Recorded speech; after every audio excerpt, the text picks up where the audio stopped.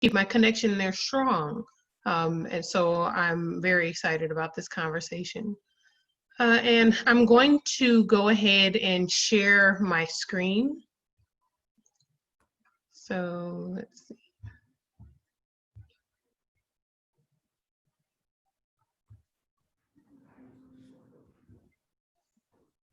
Okay, can everyone see that? I think I'll have to also share, yes, share computer sounds. Okay, so hopefully you can hear when I get to the video. So can everyone see the presentation? Yes, I can see it. Okay. All right. So I'm talking to you today about what I call the organizing principle. And so this conversation is about how this organizing principle, or how these organizing principles affect Black women as it relates to their status and their visibility in their support in these Black liberation movements. So we're going to be looking at understanding the erasure of Black women in liberation movements, from enslaved insurrections to civil rights. I'll give a few small examples there, and Black Lives Matter as well. And of course, thank you very much for everyone that came out to listen, and good morning from here and good evening there. So the main question that I'm going to be dealing with today is, when will Black women have a seat at the table? So we have already seen that there are specifically gendered issues that exist within these liberation movements, especially, Black Lives Matter. It's no different. It is, as a historian, I see Black Lives Matter as one point in a trajectory, or in a longue durée, maybe you might call it, of Black liberation. And I know that we all know that things change and there's an ebb and flow over time. But one thing that has seemingly been consistent is the way that Black women have been silenced and erased in a lot of these movements, whether it's by the historians or the people that have largely written the narrative of a lot of these movements, or the way that they're taught about, or even, some of the actors. When we talk about enslaved women, even some of the actors back then, kind of erased the voice of enslaved women in insurrections. And so we want to look at, these examples just to figure out why this happens. So when will Black women have a seat at the table? So in order to investigate this question, I'm going to talk to you about the organizing principle, and that directly impacts for me, that directly impacts the erasure of Black women in Black liberation movements, which then informs and has implications for the current movement, Black Lives Matter.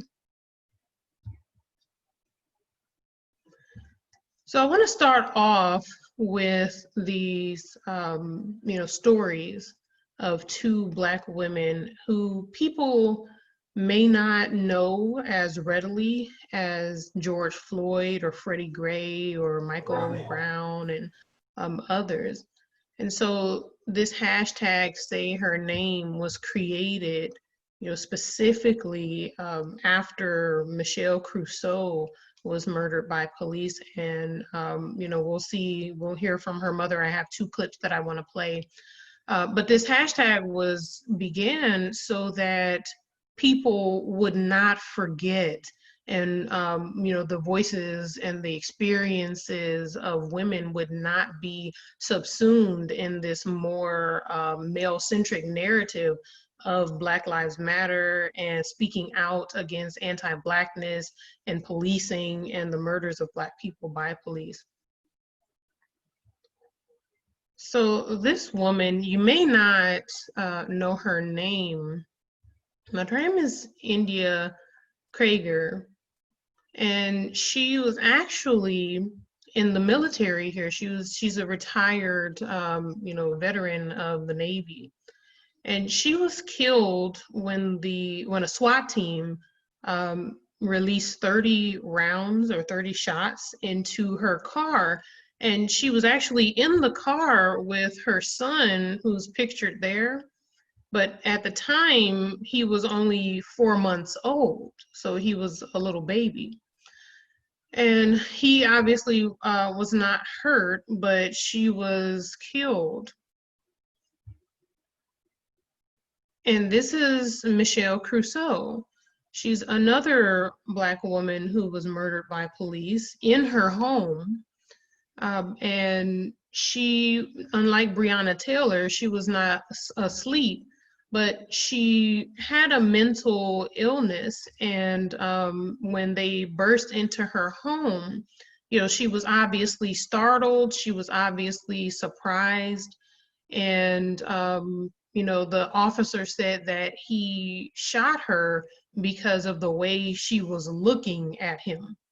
Her family had, called for help because she was having a mental health crisis. And when police arrived on the scene, they shot her through the heart and killed her instantly. So I want to listen here to a couple of videos that I have that are, talking about the experiences of Black women who have been also recipients of this kind of anti-Blackness due to policing, who do deserve visibility and support in Black Lives Matter as well, but unfortunately they don't receive as much visibility as Black males. And so I want to listen to just a minute and a half or 2 minutes of this video and the next one. Please let me know if you can hear. My sister's keeper. I am my sister's keeper. Can you hear that? My sister's keeper. I'm gonna say her name. Can you hear that? Yeah, just fine. We can hear just fine. Perfect. My sister. Black girls as young as 7, great grandmothers as old as 95 have been killed by the police. They have been shot to death. They have been stomped to death. They have been suffocated to death.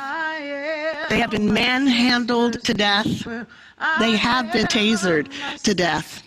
They have been killed shopping while Black, having a mental disability while Black, having a domestic disturbance while Black. They've even been killed being homeless while Black. Why don't we know these stories? I'm gonna say her name.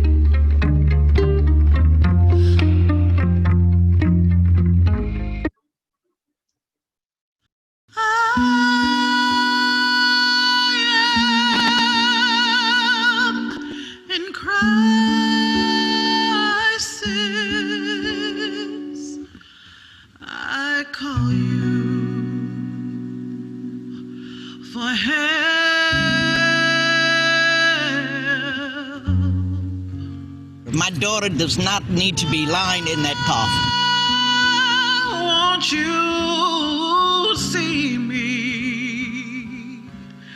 That all is. This this was 4 days after Michael Brown was killed, and here's Michelle Crusoe killed in Phoenix, Arizona. Look, I don't know what it would have been, a blurb in the newspaper, maybe not even in the newspaper. But by me being her mother and the person that I am, I refuse. Somebody's going to recognize that the police has murdered my daughter in her home. I got a few people to protest to assist me.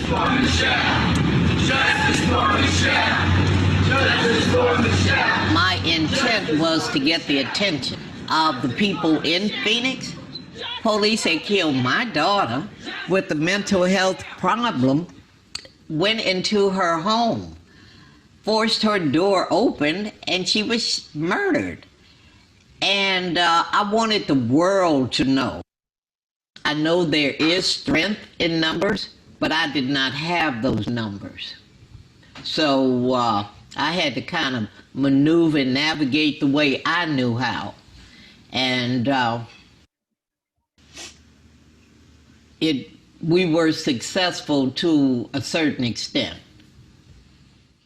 So those were some of the stories, behind the Say Her Name hashtag after Michelle Crusoe's mother that you just saw there, took her daughter's casket there to the, City Hall and marched with it in front of City Hall.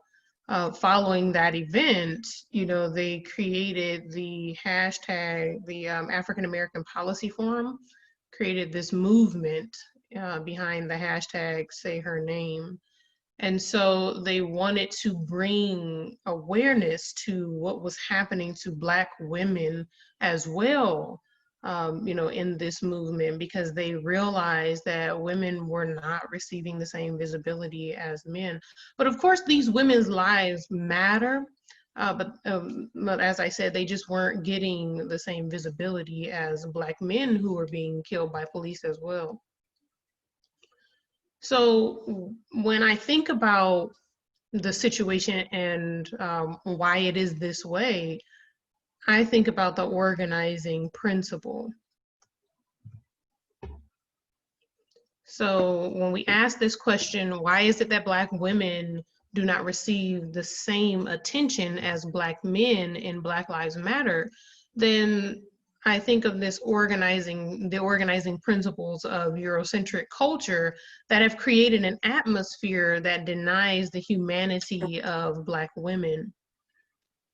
But you might be wondering, what are organizing principles? And so for me, what I refer to as the organizing principle are those deeply embedded ideas that silently shape the way that people operate and think in society. So when we talk about organizing principles within US society, we think of, I think of white supremacist capitalism being one, especially when I think in relation to the Black community in the United States and how the Black community is being treated and the historical legacy of that treatment. I think about white supremacist capitalism, and so that's the first principle. Obviously, there was a system of white supremacy that was built up for an economic reason to justify the institution of slavery. So they had to, use these stereotypical ideas and beliefs about Black people, African peoples, African descended peoples and cultures to justify slavery and capitalism. And so race was obviously sewn into that justification of slavery for economic and capitalistic gain. And there we have a hierarchy, a white supremacist hierarchy. So we have this principle of white supremacist capitalism that is tied to the historical experiences of Black people in the US. So that white supremacist capitalism feeds anti-Blackness so that Blackness becomes the economic pedestal for whiteness. And that obviously is going to affect Black women because they are not able to, be extricated from, anti-Blackness. They're not able to change their ethnicity. And this is also an important ideal because especially with Western thinking, which is what we'll talk about in a minute, so much is tied to the body so that the condition that the person finds themselves in cannot be changed. So, for example, with gender, it's tied to the body, and that also in the Western thought, and that also brings me to the second organizing principle, which is biological determinism. And this has pervaded and affected the Black community in the US and led to further disenfranchisement of Black women.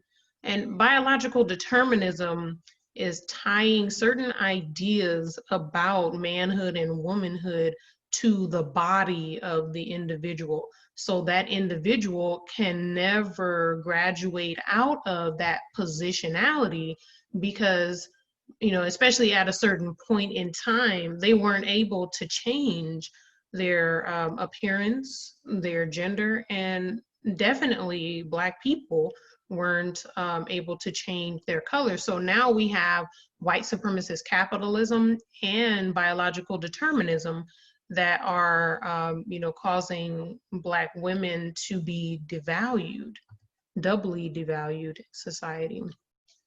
So when we talk about this idea of biological determinism, I want to look at Oyeronke Oyewumi and the invention of women, her argument there.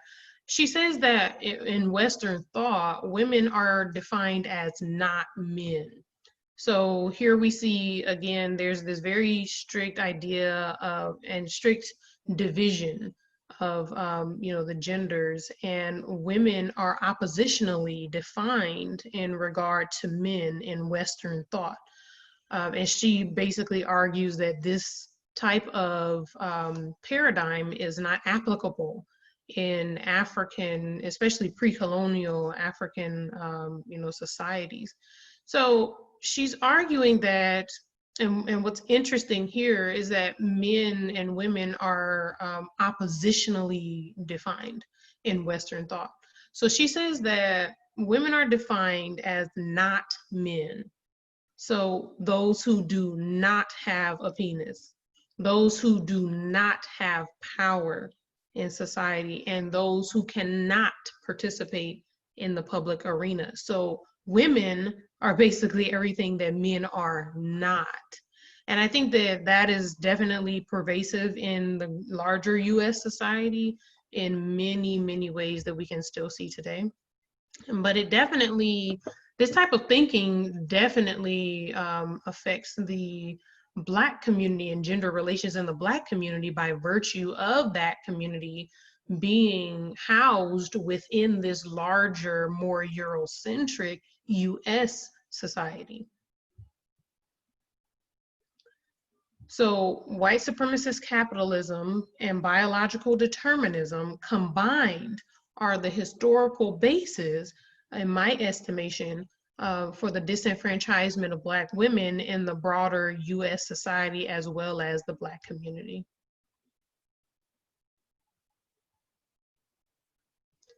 So these two organizing principles also caused a rift between Black men and women historically.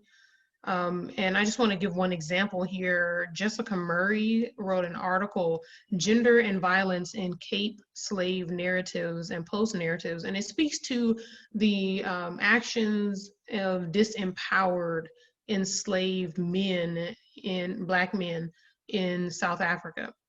And what she argues in this article are that there are gendered dimensions that enslaved people, enslaved women experience that do not get highlighted often enough in literature about the slave trade. And so this is about slavery in the continent of Africa. And so what she says in this article, you know, there's many different, she uses different stories. She actually uses a lot of court records to get, you know, women's experiences here.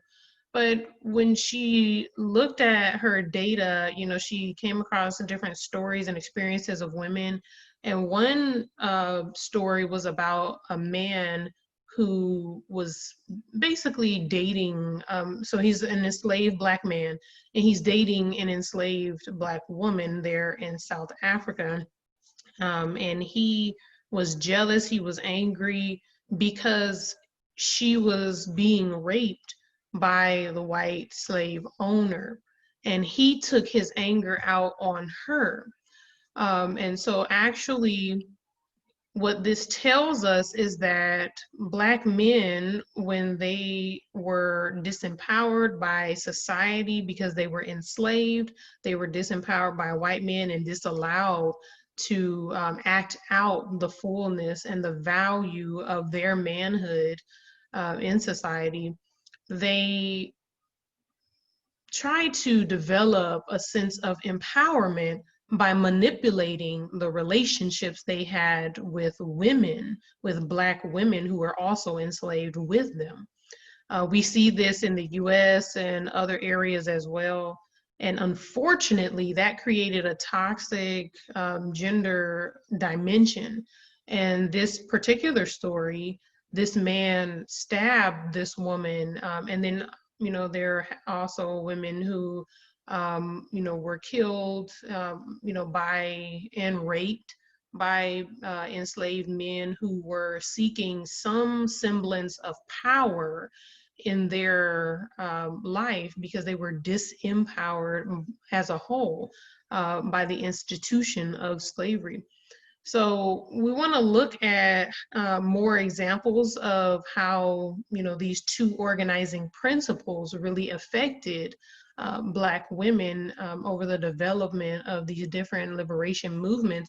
But it definitely does, these two organizing principles definitely do affect the Black community, and they have historically disrupted the relations between Black men and women, even those who were enslaved. And I'm not suggesting that all relationships between Black men and women were toxic or anything like that, but they definitely were impacted, you know, by these two organizing principles that enslaved them and devalued their lives. So when we look at Black liberation movements, obviously Black women have always been an important part of these Black liberation movements. And I'll just talk about a few examples right now. This is a woman called Brefu. And during the 1700s, the late 1700s, women were implicated as leaders, you know, of uprisings in the Dutch Bourbons in the Caribbean. So we have Martha from the Leeuwenburg plantation, and then also Pallas from the Antonia plantation. They were accused of being leaders in rebellions and slave rebellions, and they were killed along with Brefu in very heinous ways by being burned. It's kind of like being put on a rotisserie and being burned very slowly so that it is excruciating and painful, and it takes longer than just being burned at the stake, which consumes the person in a shorter amount of time. So during this Saint Jan rebellion in the Danish West Indies in 1733, the governor wrote this statement because he was surprised at the real identity of Brefu. He said, you know, that one of the leaders of the rebellion, Brefu, whom none of us knew, and you know, some of them thought that she was actually a man, because she waited outside of the cabin or of the home of these, you know, enslaved, or of these slave owning, you know, peoples. So of this slave owning family that's mentioned here, the Croyer family. and she waited for the signal that the rebellion had begun. And when she heard the cannon fire to signal that the rebellion had begun, she went in and killed the whole family. And so they were thinking that this Brefu person was a man, because again, in Western thought, women and anything that is tied biologically, to women, any ideas that are tied to women are those that, subsume or that ascribe certain traits to women, such as being, not as intellectual as men, not as strong as men, not able to be in the public sphere like men, so belonging in the domestic sphere. So in that type of Eurocentric, thinking about gender, they never imagined that women, could do something like this. So they were surprised to find out that Brefu was a woman. But, those are some examples of women who, served in those enslaved insurrections. And when we look at civil rights, we also see women very actively participating. But the civil rights movement, it was actually established by women, and we'll, get into that in a second. But the civil rights movement was very much so characterized as a movement that was a fight between white manhood and Black manhood. That's why we have people like Kwame Ture saying that every Negro is a potential Black man.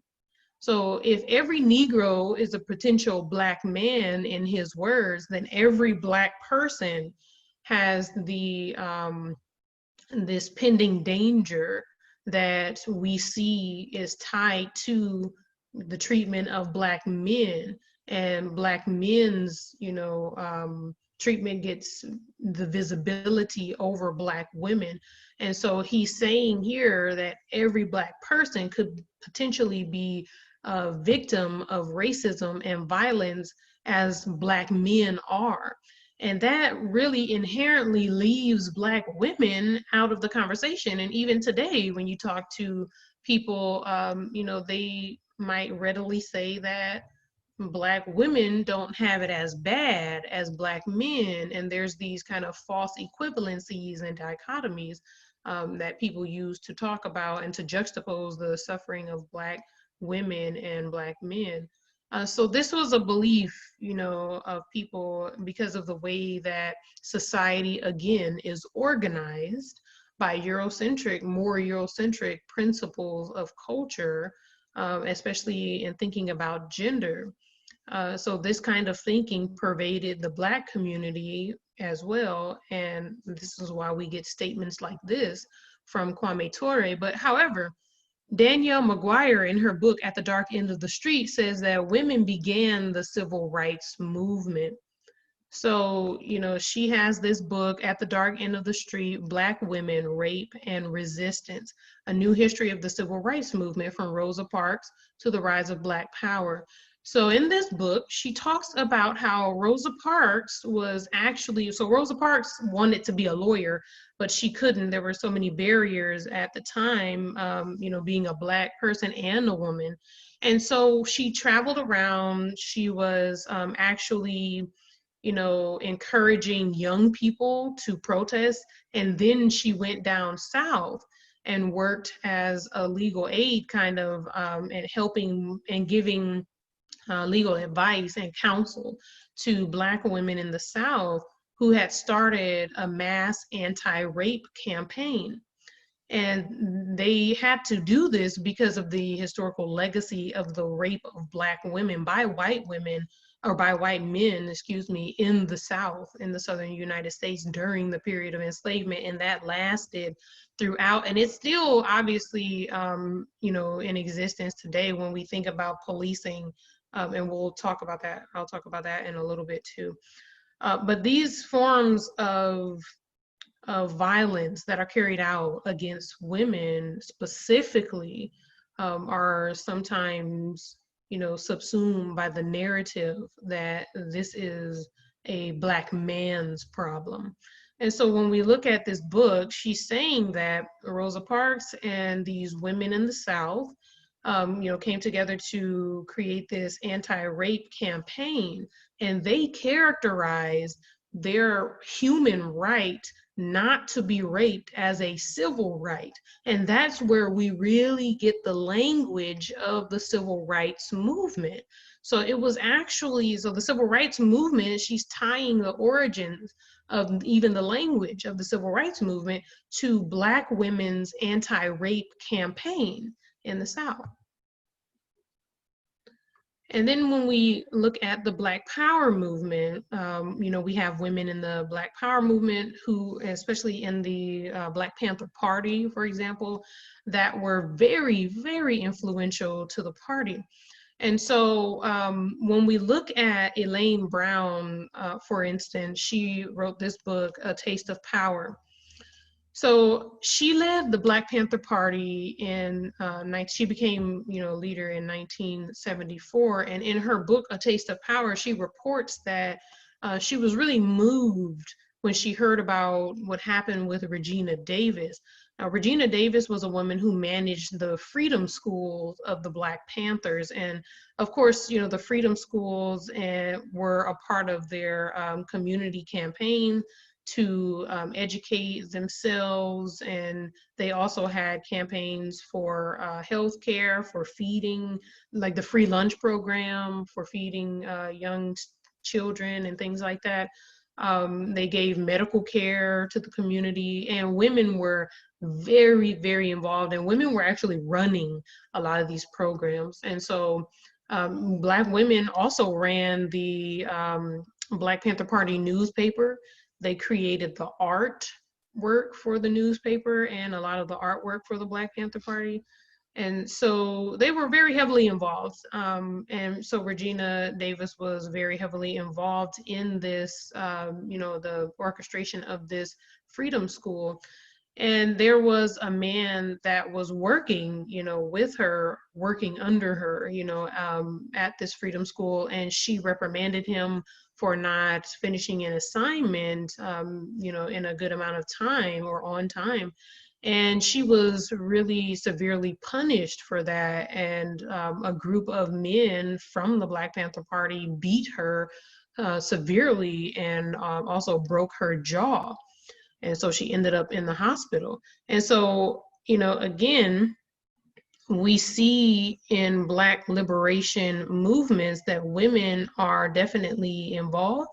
They're highly involved. Sometimes they're leaders, and they are still experiencing this silencing and this erasure due to these organizing principles that are operating in the larger society and therefore also operating in the Black community.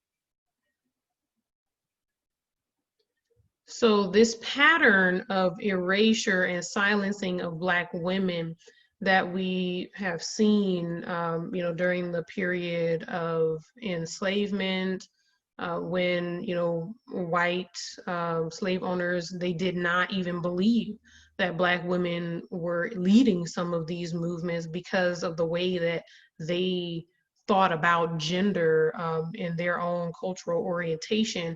We've seen, how in civil rights and Black power, how women were also silenced and their experiences kind of erased for this hyper visibility of the Black man, as if, this is actually a Black man versus white man fight, and women aren't really a part of it. They're obviously a part because they're serving and they're very active in it, but their issues are not on the agenda or in the forefront. And so this kind of historical legacy impacts Black Lives Matter, and it leads to the erasure and the silencing of Black women in Black Lives Matter today. So when we look at the facts, 3 Black women actually, founded Black Lives Matter after the death of Trayvon Martin in 2015. And then we also have another Black woman who created the Ferguson syllabus to help educators to talk about issues of race in their classrooms after Michael Brown was murdered in Ferguson. And so we have Black women again, being very highly involved, in actually starting movements like the Me Too movement. And when these movements become more mainstream, and even when they, come out in the community, and then especially when they go mainstream, they get subsumed. Like the Me Too movement was subsumed by, white women's stories. It was started by a Black woman about her stories, and, in light of her stories, with gender issues and discrimination, sexual harassment.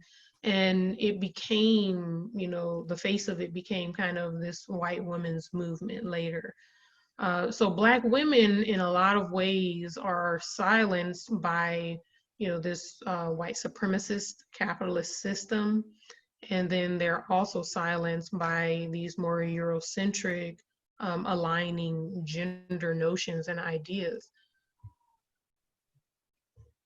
And still, this violence against this, silencing and violence against Black women persists, and Black women don't receive this visibility or outrage, even though they've started these movements.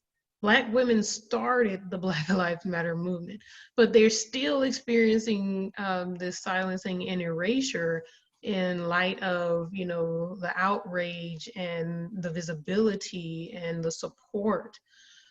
So Black women are being targeted just like Black men are being targeted, in the same ways in terms of shootings, police stoppings, racial profiling. I've been stopped by the police, and I have a story that I can share with you later, maybe during the, Q&A. I've been stopped by the police multiple times and harassed and things like that.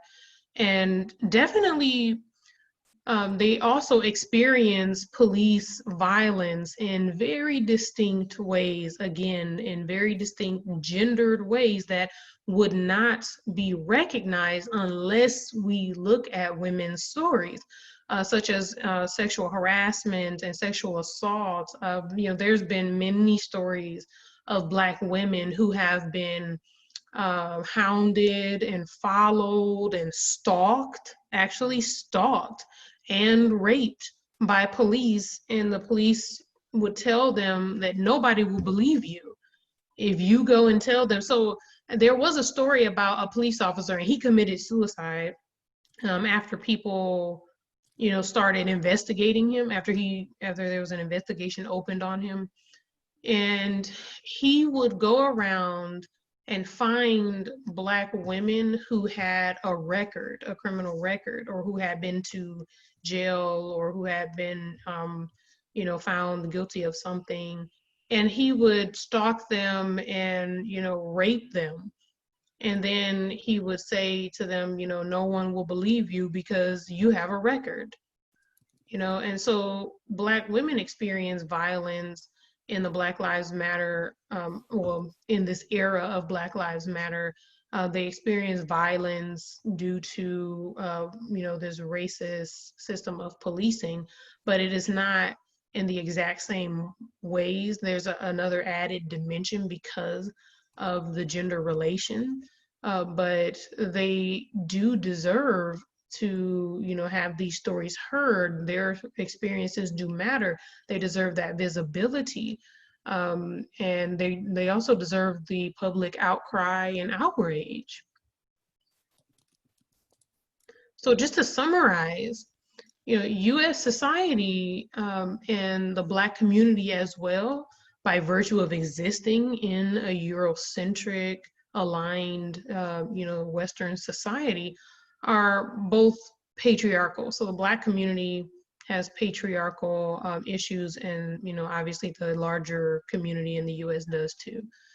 And when the Black Lives Matter movement went mainstream, the male narrative took precedence because of the organizing principles of Western culture, which again are a white supremacist capitalism that devalues Blackness and therefore Black women.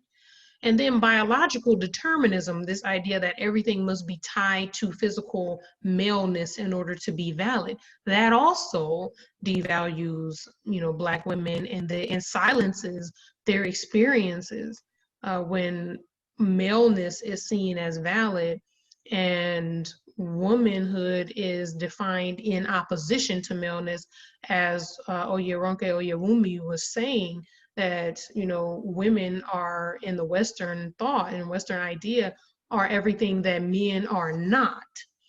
And so we get these two organizing principles of society that converge, and they create this devaluing, erasure, and silencing of Black women, even in liberation movements that they have always heavily been active in and supported and built and led. So some people even will say that speaking to women's stories, this was an argument at a certain point, that speaking to women's stories dilutes the narrative of the Black Lives Matter movement from its gold. And, this is another patriarchal means of silencing women, because to say that we don't want to talk about women right now puts them on the back burner and silences them. And so if you say that talking about women and women's issues and the gendered dimensions of violence against Black people, if we say that, that's going to be divisive to the movement, then what you're actually saying is that women need to be silent until the, the normalized person who is, the Black man or the face of the movement, until his issues are taken care of. And it just can't work like that. That's not going to lead to the overall freedom of the people if half of the people are still very much in bondage in their own community and in the broader society. And so my thought is that until the Black community realizes that white supremacist capitalism and biological determinism combine to organize the way that it reacts to Black women, they won't really have a seat at the table. And, that's really unfortunate, but this is why it's important to recognize the organizing principles and how deeply they impact the way that people operate and think in society. So there will unfortunately be a silencing of Black women, although they're the ones who carry these, liberation movements. So thank you very much for listening, and I welcome any of your questions. Thank you so much, Dr. Martins. Due to time, I'll just get straight to the questions. The first question reads like, thank you, Dr. Martin. I wonder what you think about Brother Tommy Carey's book, The Men Not. He rejected the idea that Eurocentric thoughts accept Black men as men. In his view, Black men are brutalized because they are not gendered. Thus, the men not. Or they do not fit the category men. Therefore, he eschews the category gender in seeking to understand the brutality against Black men and favors the category genre, borrowing it from Sylvia Wynter. What I would like to know is whether it is useful at all to pit Black women against Black men in thinking about the brutality and liberation. Whether it is useful to, could you repeat that? What I would like to know is whether it is useful at all to pit Black women against Black men in thinking about brutality and liberation. Well, I think that, so a couple of things just come to mind. When we're thinking about manhood and maleness, it's definitely defined in a specific way.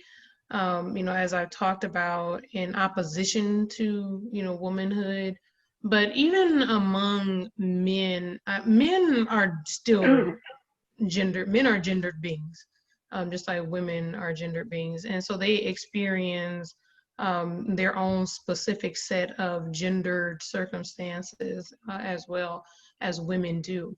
And this is where we get the theory of, you know, competing masculinities and toxic masculinities and all of these different types of theories that express this idea that men who have a non-normative gender expression of their manhood or maleness can be discriminated against. So that's one thought that came to mind in terms of the book that was mentioned. However, in terms of pitting Black men and women against one another, yes and no. If you ask if it's useful, yes and no. And I say that because it depends on who's using it and for what reasons they're using that, you know, that paradigm for. So if you are a part of the white supremacist capitalist system, then yes, it is useful. It's very useful for you to pit Black men and women against one another. If you are on the side of Black liberation, then no, it is not useful at all to pit Black men and women together or against each other. Oh, thank you so much for that response. I've got someone who wants to, Ibrahim, you want to engage with Dr. Martin, please go on. Okay, thanks so much. And I'm really happy that we have this discussion. This is just kind of improvising based on that letter, that question and Dr. Martin's response. I mean, I personally believe, it's my position that, you know, this has been a long-standing kind of debate that any discussion about patriarchy within Black society often tend to be silenced by the reaction that it is putting Black women against Black men. And I think that kind of response needs to be interpreted as an ideological response, which is actually, in many ways, if you consider it critically, works to reinforce the supremacy or the primacy or the centrality of patriarchy. And so we need to critically understand or look at the way in which, I mean, the language we use, and also, and I'm talking here particularly about us as Black men, and how we engage with this question of patriarchy. We often, you know, language we use, our responses often in ways wittingly or or unwittingly reinforces the kind of gender status quo. And I think that's why I think it would be wise to completely just let go of that kind of notion that talking about patriarchy is about pitting Black women against Black men. But my issue is pertaining to the main theme of the talk, which is about the erasure of Black women in, I would say, social movements. I would want to start by just saying, acknowledging that in the 19th century, at least in the context of American Black struggles, Frederick Douglass was one of the main flag bearers of what Claudia Jones would refer to as the problems of the Negro woman. He was one of the main champions of women's participation or the right to participate in election, what is called suffrage, right, for Black women. And in the 20th century, that same role was played by W.B. Du Bois. I mean, if you think here in South Africa, also people like Oliver Tambo, Chris Hani, these were people who were also quite concerned about the problems affecting Black women within our struggle for liberation. So it's important to understand and to acknowledge that even within the context of, the marginalized ways in which Black women participated historically in social movements, that, there were Black men that actually understood and, actively were concerned about the experiences of Black women within our struggles. I also, though, think that there's reason to be optimistic about how this problem is currently, or at least within recent times, are being addressed within new cultures, new traditions that are emerging in our social movements. And, I'm thinking here, for example, in the context of, in South Africa, the Rhodes Must Fall, Peace Must Fall, social movement struggles, where we have seen, a direct challenge being put to patriarchal leadership approaches, new ways of thinking about power, new analysis. And, in thinking about that, I'd like to invoke two concepts. The one is one that's been coined by Patricia Hill Collins, which talks about the notion of flexible solidarity. And it really means, in the context of these two struggles that I'm referring to, what we have seen is that Black women actively, being involved in these struggles, even though these struggles were not just simply, about, struggles for women, but Black women actively took the lead in those struggles, and engaging in solidarity with Black men, even though, they engaged in those struggles without succumbing to homophobic and sexist, ideas and tendencies within those movements. I mean, the second thing is, which is linked, which is something that Kimberly Crenshaw was talking about, and it's actually something that she refers to in that first clip that Dr. Martin played, which is structural failures. And I think this, for me, is more the issue. But structural failures, how do we, in our movements today, not simply think about including women in positions of leadership in movements, but how do we challenge the analysis of our movements in ways that we actually make connections, deliberate connections between different experiences of,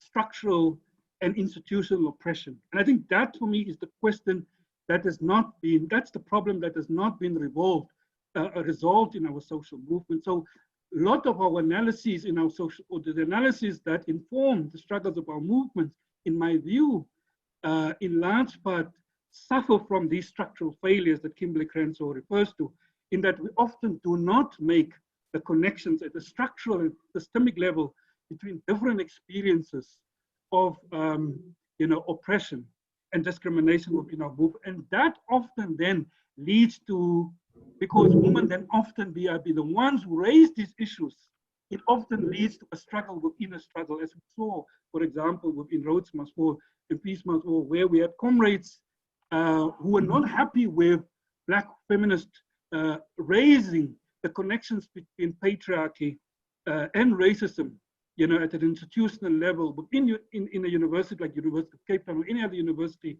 and felt that that is taking the focus away from the struggle against racism and colonialism, actually created that kind of environment in which, we had the situation.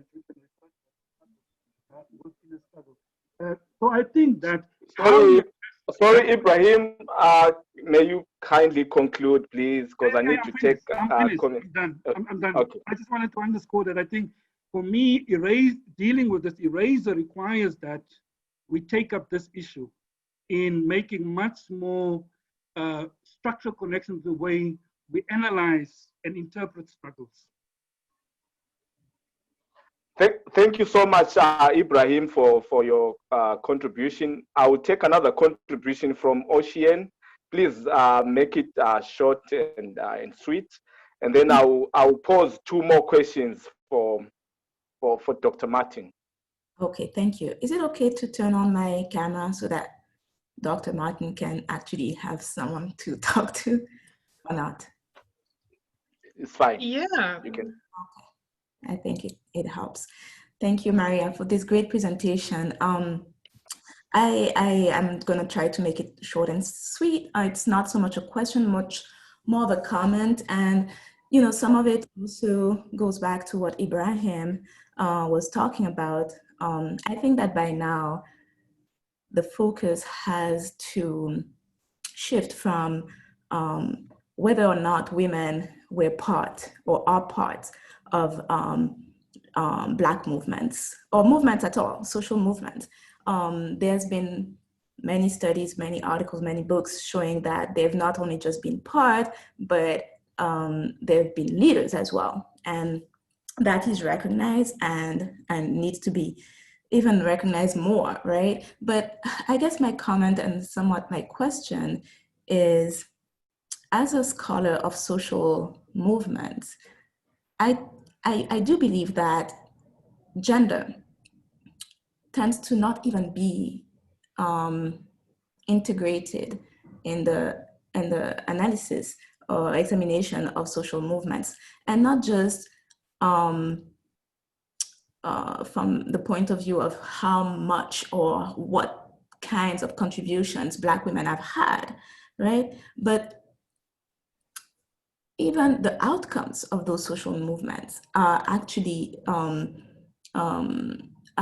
determined by gender, by the presence or erasure of Black women. I'm thinking about, you know, the Black Power movement in the Caribbean where I'm from, but also, you know, the Black Panther movement, some contemporary movements like Fees Must Fall in South Africa, right, where we've seen different degrees of erasure of Black women, but we don't know how important that erasure is towards explaining the dismissal or the collapse of some of these movements, right?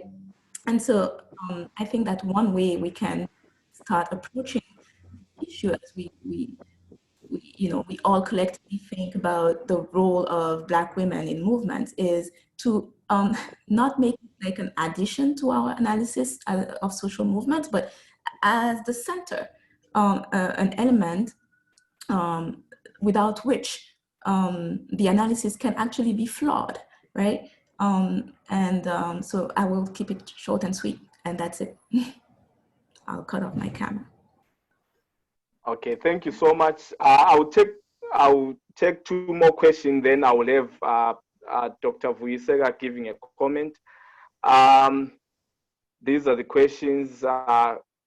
What are your thoughts about Kamala Harris and the discussions around how she is not black enough to be Black?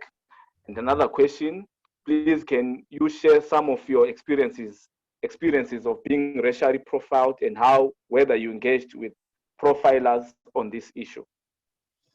Okay, so there's a lot that's been said.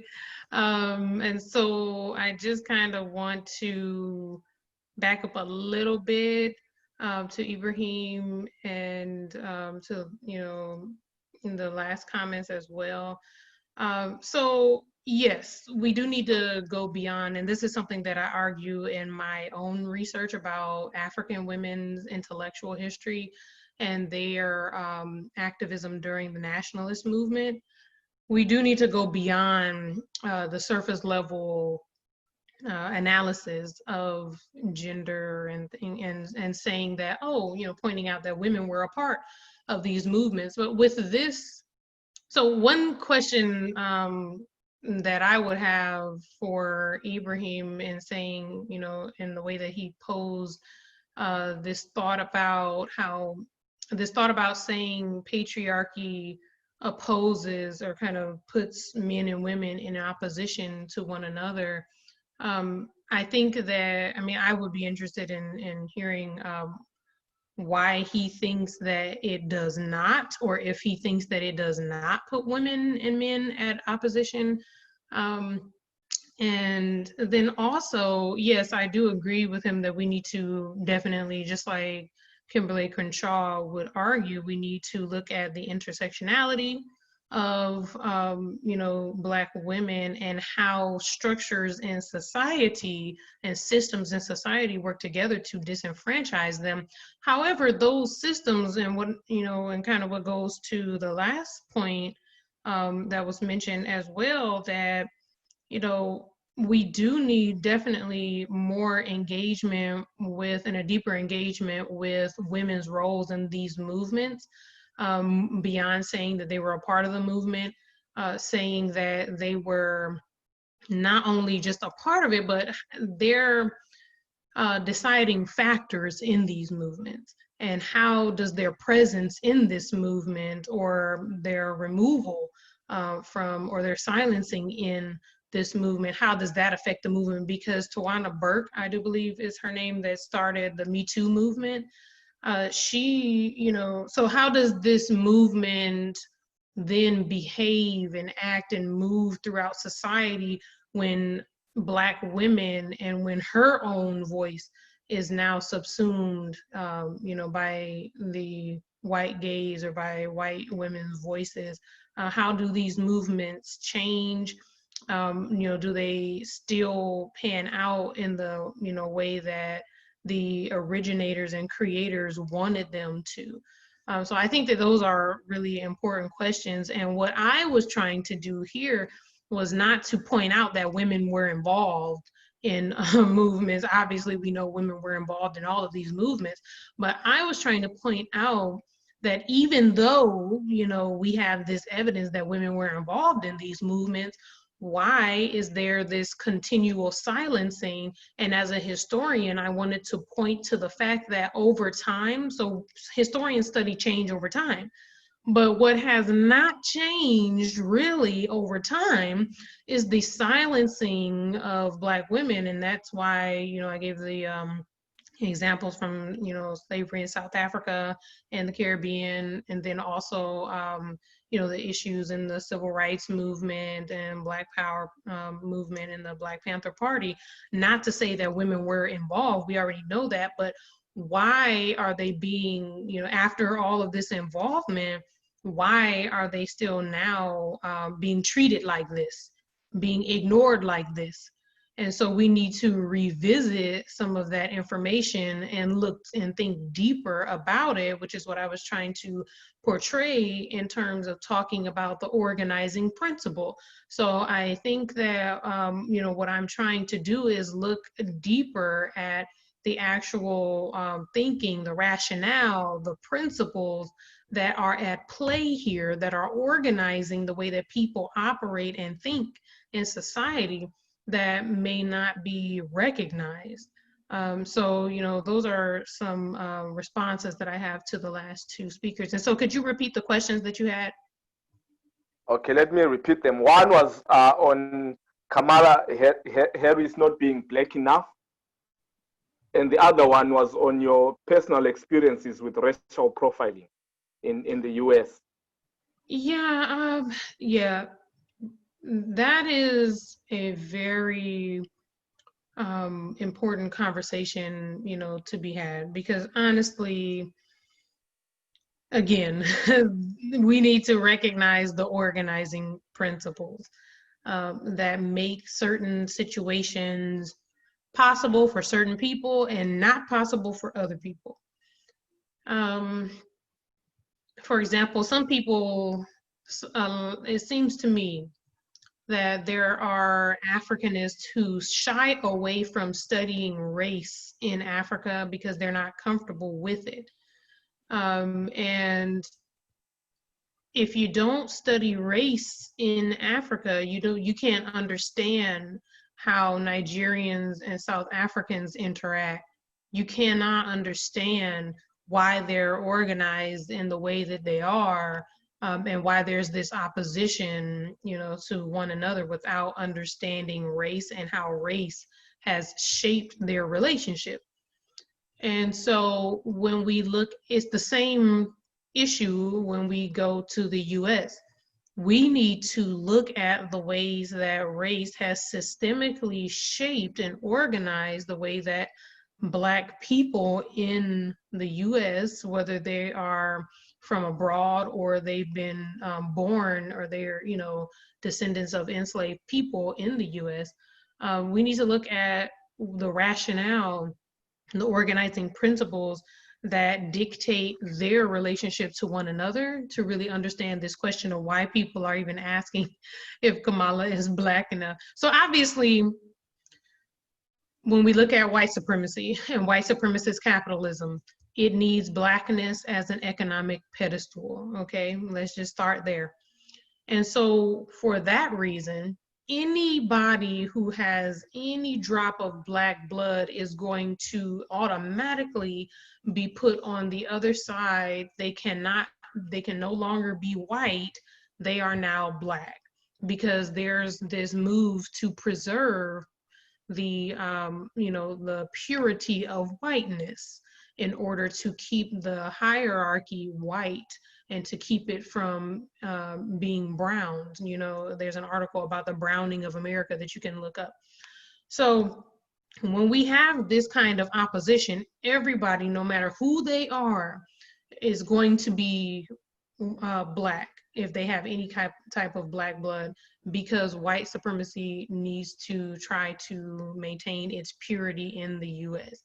So when you have that kind of ideology, that kind of white supremacist ideology, it organizes the way that Black people relate to one another, because now everybody over here is just pegged as Black, but they might not consider themselves that way. I know there is a very interesting rift between African and African American people and students on college campuses, because when African students come to the US, you know, they're like, okay, I am Nigerian, I am Kenyan, I am South African, and everybody here is like, no, you're Black, you know, and they get frustrated, they get angry, and they're like, no, I'm not Black.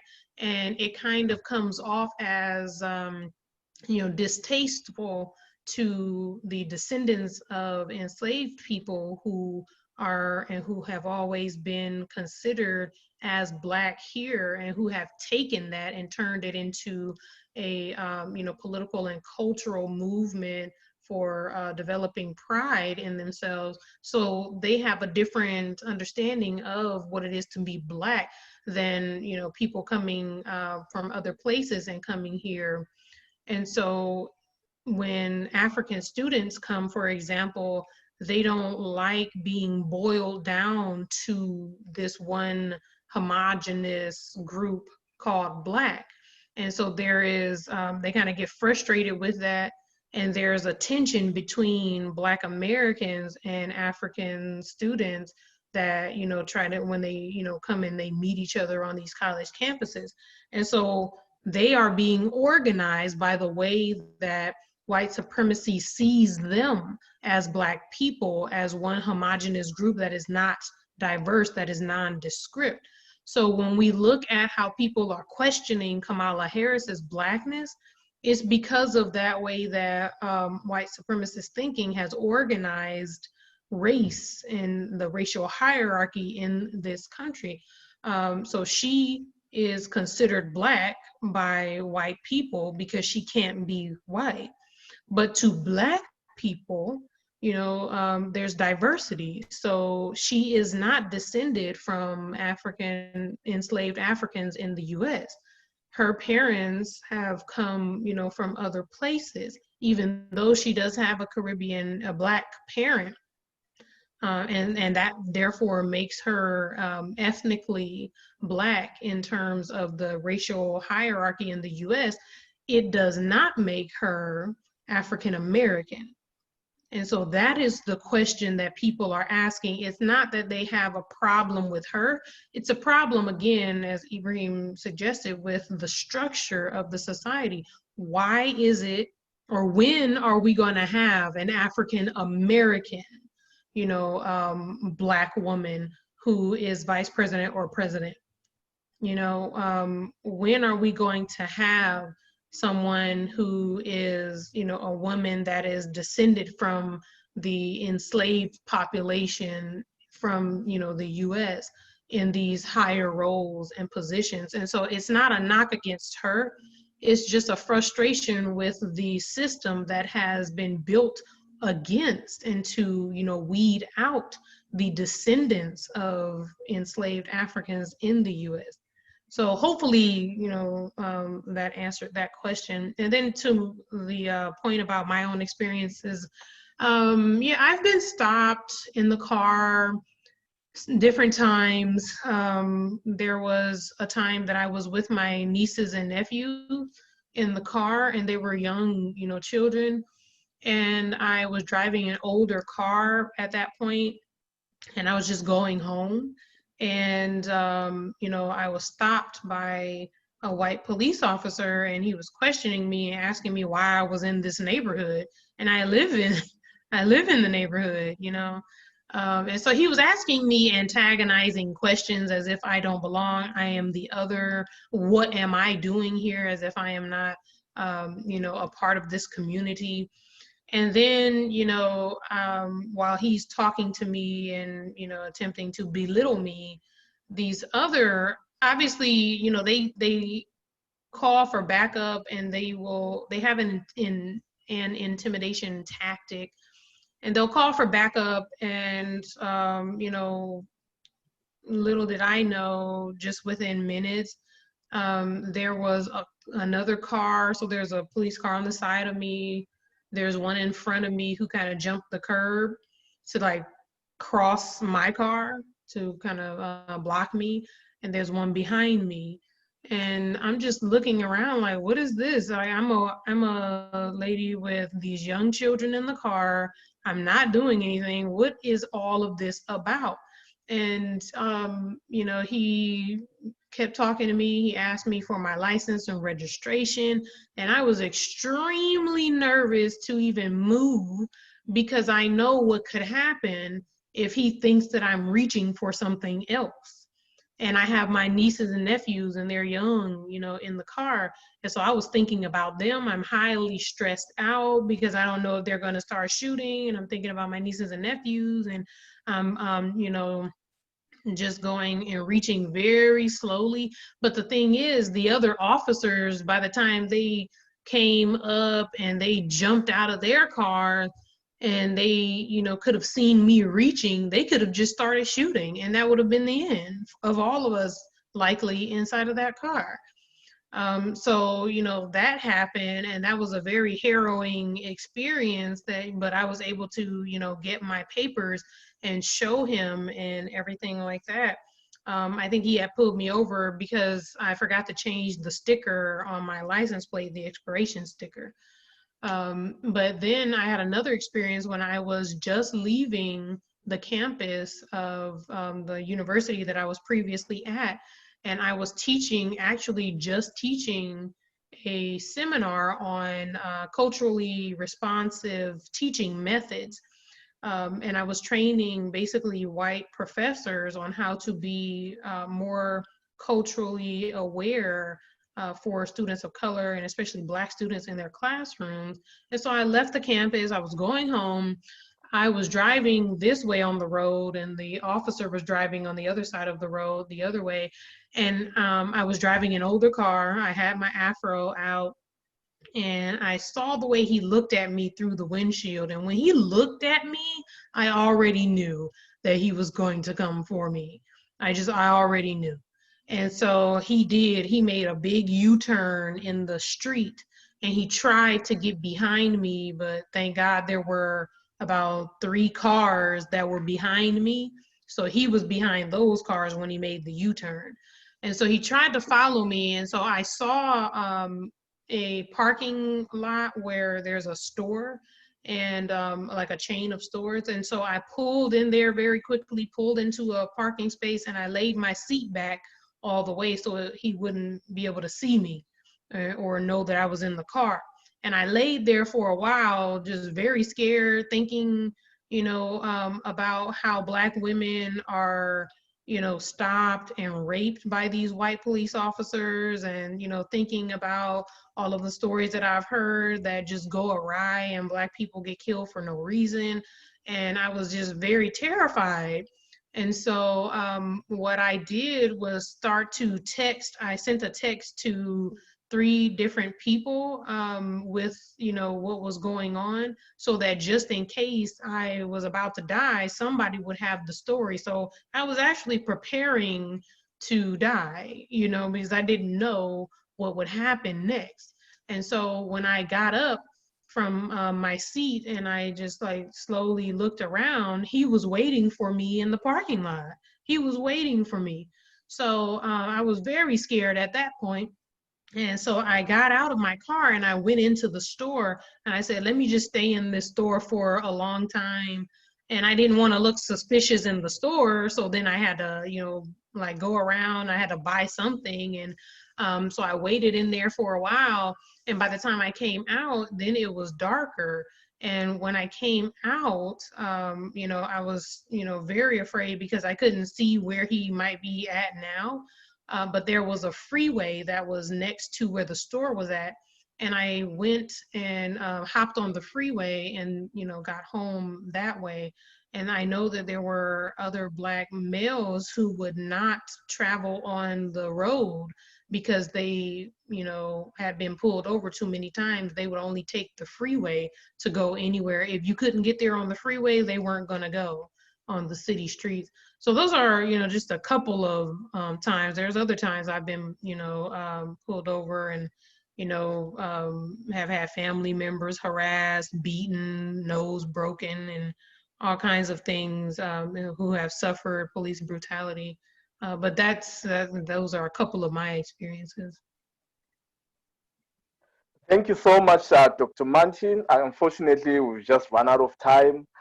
Thank you so much to Aziz, Nisha, and also Ibrahim for sharing your thoughts in our chat box. I've seen that you've pasted a lot of links that we need to read and engage with. Thank you, Dr. Martin. It was such an enlightening you know, discussion. Your contribution is good work that you're doing there. And you've taught us a lot about how, you know, the biopolitics combined with patriarchy and white racism keeps on, you know, erasing women, you know, from the spaces of liberation and from the spaces of activism. So I will hand over to Shona. Maybe she can give us some concluding remarks. Thank you so much, Dr. Martin. Shona? Thanks, Danford. Thanks so much. Thanks to everyone for participating. Danford, if you don't mind, I'm just going to step on your toe. I think that Vuiseka made a comment here that I just want to end with. So I'm just going to read the... Okay. So sorry about that. Yeah. She says, okay, you can read it out. Can I? Great. Okay. Yes, I kind of think that the silencing of women in movements is also caused by the pressure to address what is claimed to be bigger issues than women's liberation. Having been in the lead in social movements, I have countless examples that make one feel maybe we need to attack the beast within and outside movements. So Vuiseka said that she didn't want to ask the question because she's in a coffee shop where it's very noisy. She's in a coffee shop because she's run away from home because she can't handle she's exhausted from homeschooling the kids. So I just wanted to end with that, but I just wanted to thank you, Dr. Martin, everybody for participating. I thought your presentation was really interesting on the organizing principles. The principles need to be reorganized. Hashtag say her name. Please will you join us next Wednesday when we're going to be engaging with Hamid Khan from the Stop LAPD Spying, and we're going to be talking about defunding the police debates. Once again, thanks so much to everyone. Sorry we went over time, but it was a really incredible discussion. Dr. Martin, thank you very much. I usually end by asking people to keep safe, and I also want to ask our new American colleagues to please keep safe from your own police force. Thank you very much for having me. I appreciate it. Okay. Bye, everyone. Keep safe. Andres, Dan, please stay behind.